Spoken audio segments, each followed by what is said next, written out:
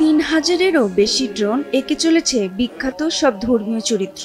কুমারী Mary, pope Francis, মাইকেলঅ্যাঞ্জেলোর আঁকা ছবি একের পর এক ভেসে উঠছে সিস্টিন চ্যাপেলের আকাশে। গত শনিবার রাতে ভ্যাটিকানের সেন্ট পিটার্স স্কোয়ারে এই ঐতিহাসিক আয়োজন করা হয়। 2 দিনব্যাপী হওয়া ভ্রাতৃত্ব বিশ্বসভা world meeting on human fraternity 2025 উপলক্ষে এই মনোরম ড্রোন শো ও কনসার্টের আয়োজন করা হয়। উপস্থিত ছিলেন ফ্যারেল উইলিয়ামস, আন্দ্রেয়া বোসেলি, জন লেজেন্ড, ক্যারল জি এর মতো তারকারা। সঙ্গে যোগ দিয়েছিলেন গ্র্যামি বিজয়ী অ্যাডাম ব্ল্যাকস্টোনের পরিচালনায় voice of fire gospel choir. Grace for the world নামের বিনামূল্যের এই মেগা কনসার্টে উপস্থিত ছিলেন প্রায় 80,000 দর্শক।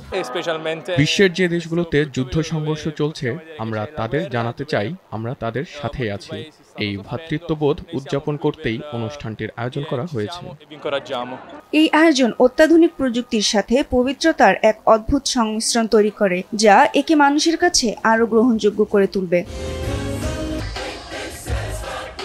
মাহজাবিন নাফিসা, দেশ টিভি।